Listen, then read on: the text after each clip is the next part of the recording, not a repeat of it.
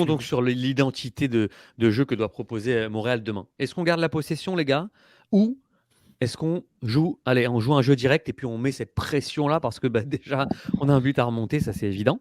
Mais on a aussi des atouts, on l'a vu au match aller, on a réussi à mettre en difficulté cette défense en jouant un petit peu plus direct que le CF Montréal a l'habitude de jouer plutôt en possession lors des championnats. Alex, qu'est-ce que tu en penses?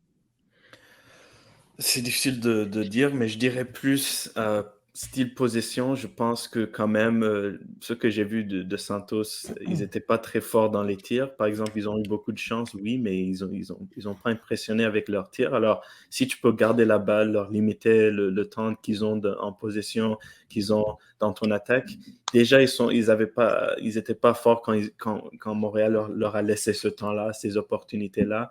Alors, je pense que tu essaies de les limiter en attaquant et juste de garder la balle et de créer des chances et mettre la pression. Juste parce que Santos, d'après ce qu'on a vu, c'est une équipe fragile. C'est une raison pourquoi ils sont derniers dans le classement ou parmi les derniers. Il faut, euh, il faut mettre cette pression sur eux, il faut garder la balle, faut marquer ce premier but et puis de la voir comment ils vont répondre. Parce que dans le premier match, ils étaient trop confortables. À part ce but-là, fantôme de Kyoto, ils étaient trop confortables. Et puis, c'est à cause de ça qu'ils ont pu se gagner. Puis, quand tu joues une équipe fragile comme ça dans une série, tu veux rendre ce moment-là où ils se questionnent. Ils disent, est-ce qu'on puisse garder ce résultat? Alors, pour moi, garde la balle, force-leur à jouer défensivement, mets cette pression-là, parce que c'est pas... montre qu'ils sont une équipe qui sont en bas de leur championnat. Ok.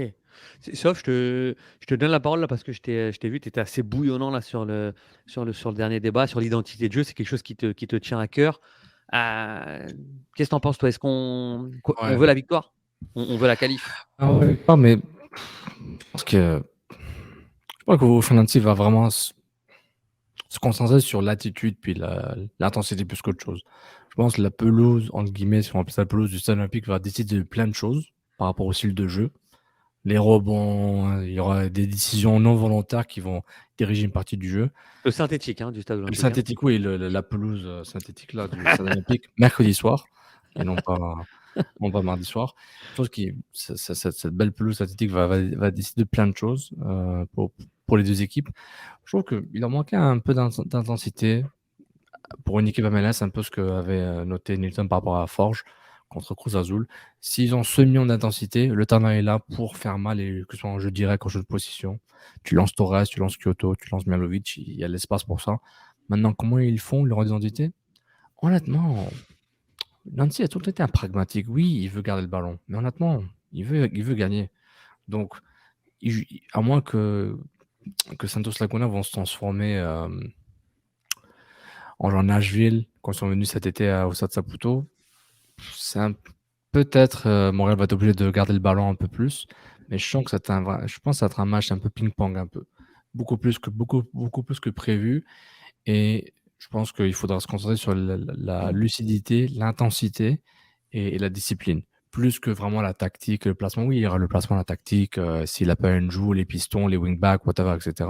Il y aura des couvertures spécifiques, et quand on joue les 1 contre 1, 2v1, et puis le milieu de terrain qui va gagner la bataille, quoi. Tu joues à 2 à 3 milieux de terrain, ça change la façon dont tu joues, etc. Là, mais c'est plus les qualités un peu physiques là, du jeu qui sont plus importantes à ce moment-là, parce que c'est une équipe similaire que l'an dernier, une continuité, donc ils ont un jeu similaire, mais il faut qu'ils augmentent le niveau d'intensité. Je pense que c'est plus ça qu'il faut. J'aurais des plus vers une identité de jeu dans le physique, dans l'impact, plus que dans la tactique et la stratégie.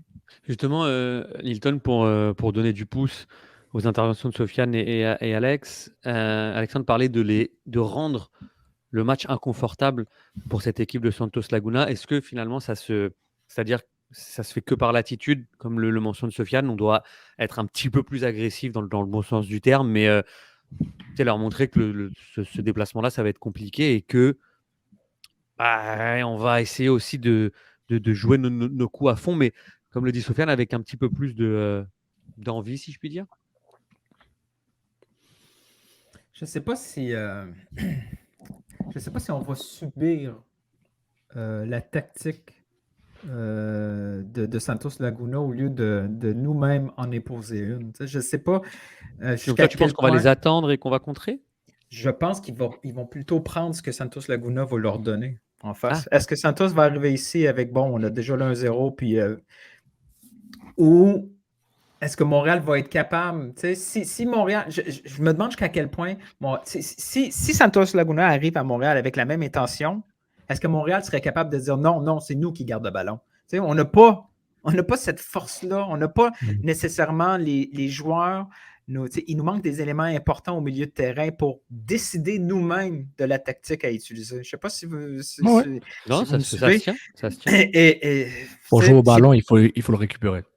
Exactement. un problème. Oui, on peut avoir une intention physique d'aller récupérer le ballon, ça on peut l'avoir, mais une fois qu'on a ce ballon-là, est-ce qu'on est capable d'imposer un style? Est-ce qu'on va vouloir avoir un jeu posé ou tout simplement utiliser la rapidité du terrain pour les surprendre? Tu sais? Donc, je pense que Nancy va être très, très prudent. Il va avoir comme une approche un peu équilibrée en cours de match, puis voir ce qui est disponible. Parce que le 1-0, ça laisse cette porte-là à n'importe quoi. Là. Est-ce qu'on attaque rapidement pour foutre le bordel en face ou on est en mode attente, c'est-à-dire tant qu'on ne prend pas de but, on est correct. Il ne faut absolument pas prendre le but trop rapidement pour détruire cette qualification-là. Donc, moi, je vois vraiment une approche équilibrée et voir un Nancy attendre, voir ce qui est disponible en face de lui pour adopter une stratégie.